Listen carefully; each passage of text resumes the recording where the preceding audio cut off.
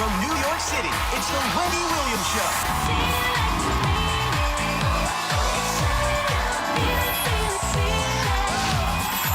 Now, here's Wendy.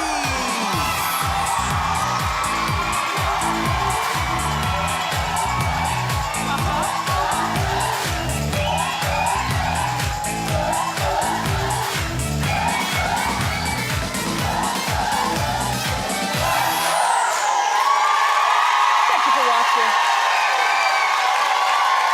Whew. Say hello to my co-host, my studio audience. How you doing? Oh, I'm ready, all right. Let's get started. It's time for... Uh-huh.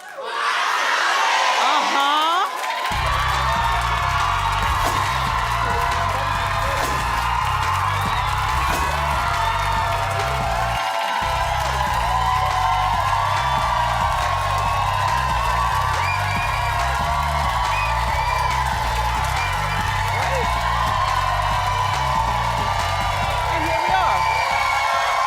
And so here we are. You know, sometimes when you do a live show and your guest is late, your guest is not briefed on what they already told you they were going to talk about before they get here. So we brief our guests twice. In the case of Tatum ONeill, who was on our show yesterday, and I love her. We're the same age. I grew up with the Bad News Bears and all the movies and things like that. Tatum was briefed where she lives in LA from our producers here, my senior producers, and what I was going to be discussing with her. You know, she's got a book out about her life, and in the book, boy, oh boy, I gotta tell you something. The amount of drugs and debauchery and things going all awry in her life, it's a miracle that she's still alive and able to tell her own story. So these are the types of things that I wanted to talk to her about, and she agreed when she was in LA. So then we send the ticket, we get the hotel room. Yeah, we're a talk show, we do that for our people. She flies to New York, and then, as usual, our guests get briefed a second time once they get in the Wendy building. And that briefing is to remind them of what they agreed to talk about. Okay, you're gonna talk about your mother, who yesterday, her mother, who's since passed away, she wasn't so kind regarding the mom leaving, you know, the kids. She left Tatum at 15 and the son at her brother at 14 in the house by themselves with Ryan, who was a megalomaniac, really into his good looks and the whole Hollywood thing. He did with the kids what he could, but he wasn't the best role model for a father. And the mother was strung out on all kind of drugs and then took up with a 15-year-old. So now we have drugs and pedophilia. I didn't get a chance to talk about that because Tatum arrived late, if you watched yesterday's show, so she wasn't briefed again here in New York. She became a new person. Everything that she was briefed to talk about, it seems like she was like, You know, that movie that she did with her father, Paper Moon, where she won the Oscar. Do you know that the following year, Jodie Foster was cast as the Tatum ONeill character for a sitcom that briefly ran in 1994. I know, because I watched. It was on from September to December, and then it got canceled. But I want to know, like, why wasn't she the star of that? Why did they put Jodie Foster in there? And, you know, what was really good with your relationship with John McEnroe, because it was abusive, and there were lots of drugs going on, accusations, and he's since gone on and gotten married, but one passage in the book was about, like, John would blame his losses in tennis when he would lose, on the family, and have them sitting in a chair and circle around the chair screaming and yelling and stuff, just like horrible, you know? And then Tatum, she kind of brushed off her drug use, but you know, when you take your first drink at 6 with your mom, and then your father tells you when you're 15 that cocaine will help you lose weight, you see?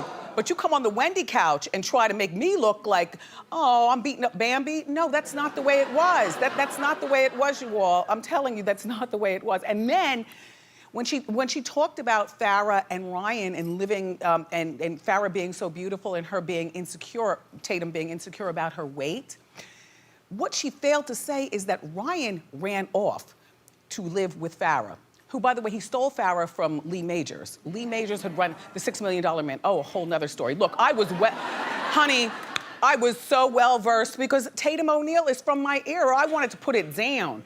But Anyway, so Ryan runs off and lives with Farrah and lives the Hollywood life, leaving the kids, the two teenagers, a 15 and a 14-year-old to raise themselves. So when you wonder why she was over at Cher's house, like she kind of poo-pooed that off too.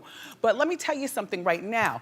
When you come to a Wendy conversation, the conversation is real. And if you see me, a lot of times it's because the people who sit on the couch are all of a sudden backpedaling on what they originally said that they were going to talk about. I don't know who that was yesterday. That wasn't Tatum ONeill. However, we did end on very, very good terms. You know, when we hug and say goodbye, and I always whisper sweet nothings into my guests' ears. And she said, look, she said, it's just one of those days.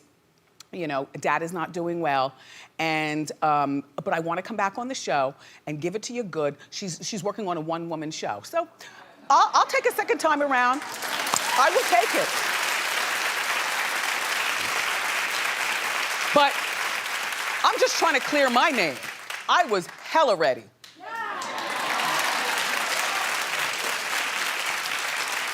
Listen, Grandma, you might have ruined everything for your daughter.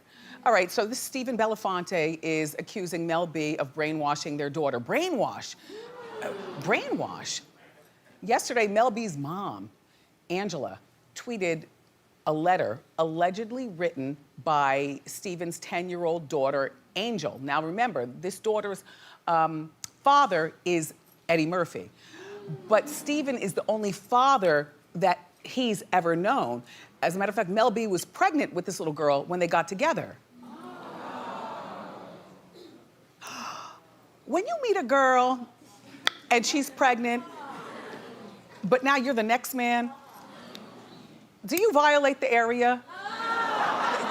No, I'm just saying, look, there's some nasty men out there. I'm just asking. I'm just asking.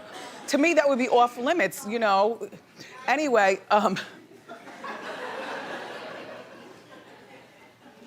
so Angel, in this letter, it's Angel, the 10-year-old, accusing him of very abusive behavior.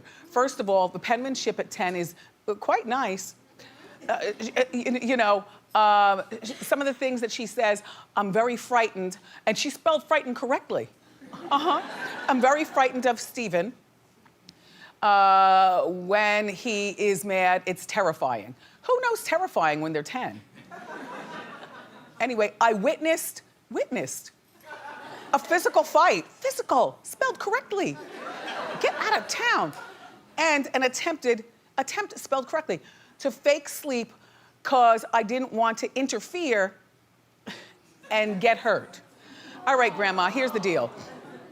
Now, you're gonna listen to Hot Topics.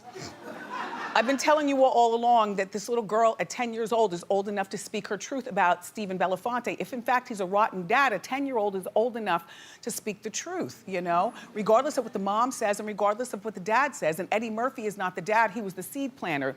The dad is Stephen Belafonte, according to what we've learned.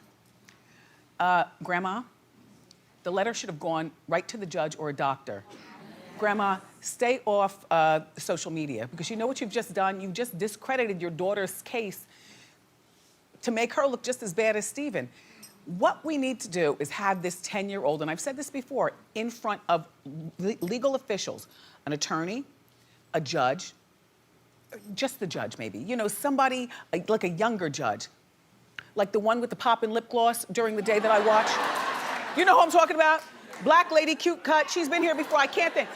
Judge, Judge Faith. Yeah, Judge Faith. All right. I think it's Judge Faith. Anyway, like a young judge to speak to this girl, this young lady, with a tape recorder there that the young lady can't see the tape recorder. Nobody else in the room, not mom, not dad, nobody else in the room.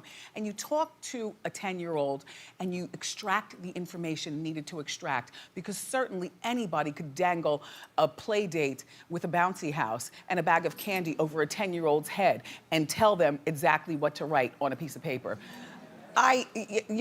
So far, I think that Mel and Stephen are both guilty. Yeah.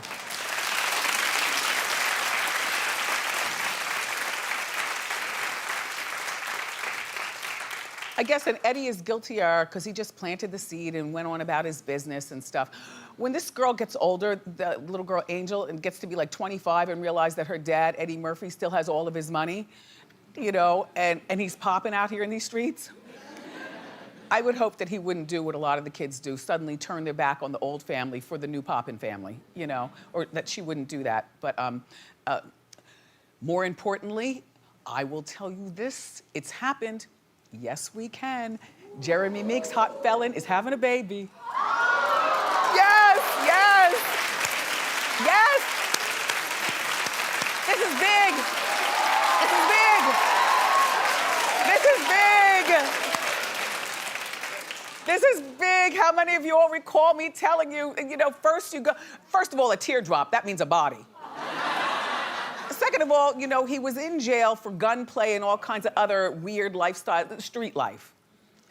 And his wife of 8 years held him down the whole time that he was in jail. There she is, poor thing. Held him down. Now, she came into the marriage of 8 years with 2 children of her own, but she and Jeremy also have a child, this little boy right here.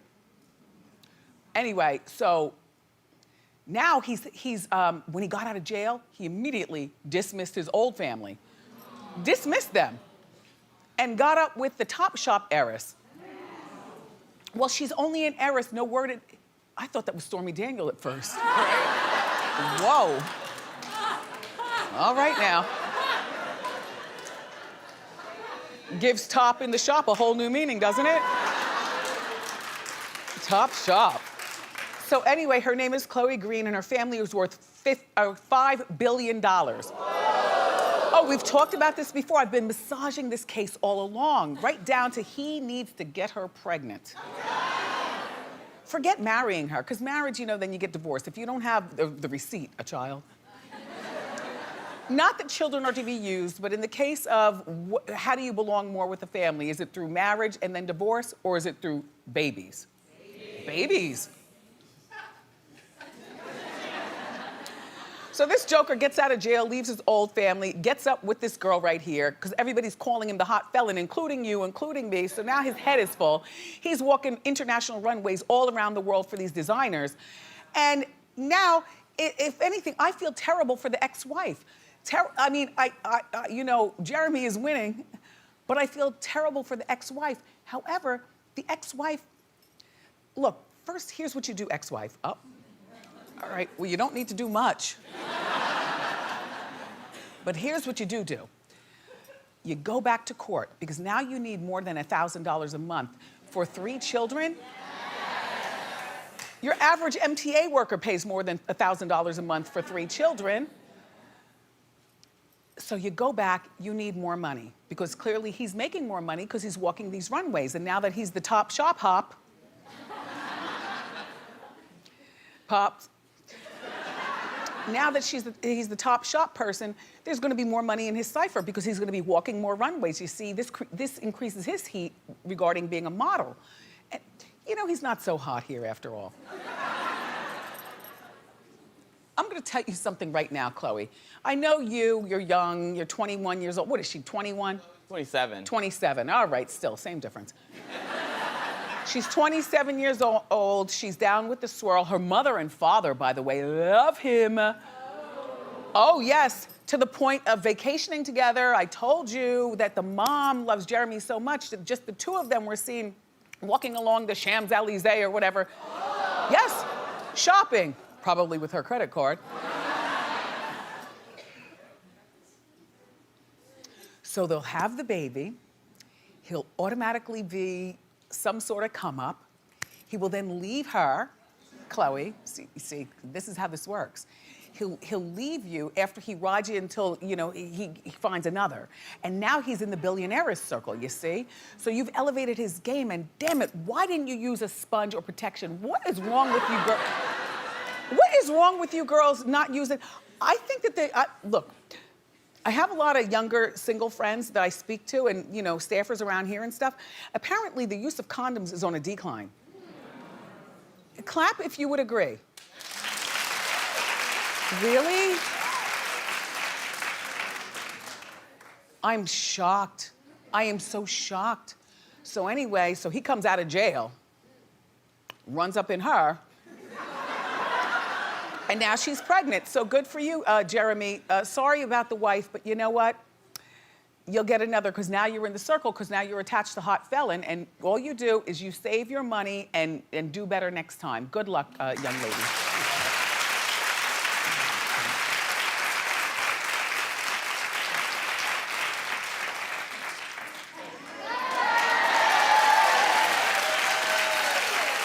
I'm multitasking. Andrews is here. He takes the pictures for the show. Hi, Andrews. Thank you. It is a good day here for Hot Topics and Abby Lee Miller fans everywhere.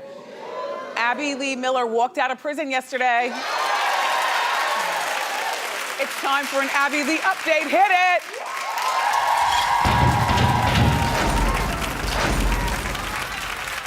Okay, well, Abby was released on good behavior. Remember, she was in there because she wasn't paying her taxes like the rest of us have to. She served 259 of her 366 days. Do you think she should have served all of the days? Clap if you do.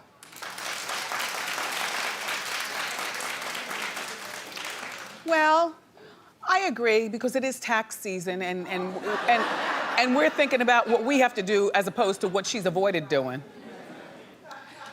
Okay, so look, but that's still my friend in my head. Like, you know, she's friend of the show. I'm sorry, just pay your damn taxes, Abby. So she was transferred to a halfway house in Long Beach. Is that as in Long Beach and Compton? I was thinking the same thing, like Snoop Dogg. Okay. So she's in Long Beach at a halfway house. Now, I don't know exactly what that entails. Like, does she have to be in the house at a particular time? Is the food good? All I'm saying is anything's gotta be better than prison. You know, so she will be giving employment counseling while she's in this halfway house, which she doesn't need that. There are plenty of people who will employ her right now. As a matter of fact, as we speak, I would hope that the executives over at WeTV are about to reboot Dance Moms, because nobody can do it like Abby Lee. Just saying. Employment counseling, plus she's also in job placement counseling. Well, she doesn't need job placement counseling because this is still a viable, juicy woman. She's 50-something years old, 51 years old. Yeah, she gives it feisty, but that's because we like it feisty, you know? So she doesn't need job placement, so she'll probably file her nails through that. But she is giving, the most important course that she's learning in the halfway house is how to handle finances. You know, she's an only child. And her father handled everything, all the finances for her business when she had the Dance Mom show, buying the building for everything. She literally knew nothing, and sometimes, you know, daddies, in an effort to make daddy's baby girl, you dumb some of the girls down by not giving them a chance. Like, change your own tire. You need to learn how to do that. File your own taxes. You need to learn how to do that. So at 51, let's hope that she learn something about paying taxes, but I hope in addition to losing the 100 pounds that she lost, you know, she got the thing, the sleeve, the bypass, she got something done. So she lost the weight, but I'm hoping she didn't lose the attitude, because the attitude is everything. And Abby Lee, I can't wait to see you. So she's in the halfway house until May 25th, and that's when her sentence is done. And when she comes here, because in my mind, why wouldn't she? I mean, you can go other places, but you know, we give it to you, good here. I would like to, attention producers, I would like to have 2 segments of Abby Lee. One would just be staring at her, because you know, 100 pounds is a lot of weight. Plus, she's already scheduled her appointment for her round the world girl. Yeah, yup, she's not gonna have anything hanging. She's a beautiful woman. I said it even when she was 100 pounds up. You remember I said it. All right, but she's gonna get all this done and her boobs hiked up and her legs. So one segment just to stare at her and talk. Another segment to talk to her, and then if there's anything left, I'd like to put her in the hot seat. Abby, I can't wait to see you.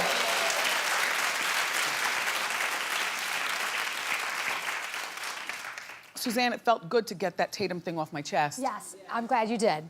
You didn't even know what was going on. I didn't know what was going on, no. Because she came right from her car, right in here, and all of a sudden she was a kumbaya. I'm like, kumbaya. Yes, yes. Let's get down to the nitty gritty. Yeah. And she was all,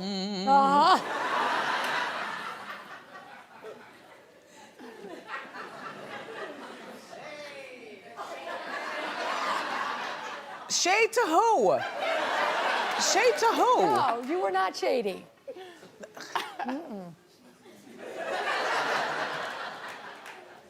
So Chris Brown, you know what? He really does have more problems than we could ever know. When you spell something out ABC and then you don't know how to follow that, then this is time for, you got what's coming to you, and it's not gonna be pretty. Chris Brown is in trouble for his social media posts. Well, here's the story, okay, and follow it closely because you like to twist my words. His ex-girlfriend, Karrueche Tran, has a 5-year restraining order that prevents Chris from having contact with her. Not on social media, not in person, not anywhere. 5-year restraining order, that's heavy. That's heavy. So 3 days ago, our friends at the Shade Room posted a picture of Karrueche with her new man, Victor Cruz. Karrueche, how long do you think that's gonna last with you and Victor Cruz? So because he's unemployed right now, and you know how the sports people get when they're unemployed, they get all, angry having to watch other people play the sports. Okay, anyway, but they do make a cute couple. He used to play for the Giants. I don't know what happened, but he's not playing there anymore. So Chris Brown commented on his social media, on Chris Brown's social media, with this picture. He posted the picture and he goes, "They look really good together." Excuse me, Chris, you are not to have her on your social media. You're not to be in her atmosphere. You're not even supposed to be breathing in the same room as her. Not. For 5 years, Chris, 5 years. Then yesterday, he posted, but quickly deleted, "Want you to be happy, even if it hurts me." Now, you'll wonder, now to me, I think that Littlefoot is probably what he called her, and they are both Taurus, so this is Taurus to Taurus. This is their Taurus sign, their zodiac sign. So Mark Garagos, you recognize that name. He's been the oil behind a lot of powerful machines, Michael Jackson and a whole bunch of them. Mark Garagos was on it right away, and I guess told Chris to take that, these posts down, but too late. The posts were seen and now they're on Hot Topics. Karrueche, if I were you, I would definitely call the cops, have them involved. Victor Cruz, if I were you, I'd definitely be watching my kneecaps. Right? Because Chris Brown seems so lunatic that he seems like one of those kind of guys. If I can't have you, then neither can the Giants. Neither can, the Dolphins. Smack him in the knees, end his career. Scary. Real scary. Did you watch Roseanne last night? Back on TV. It's getting great reviews. The ratings last night were really huge, and Roseanne is actually in our building. So she's up next. Grab a snack and come on.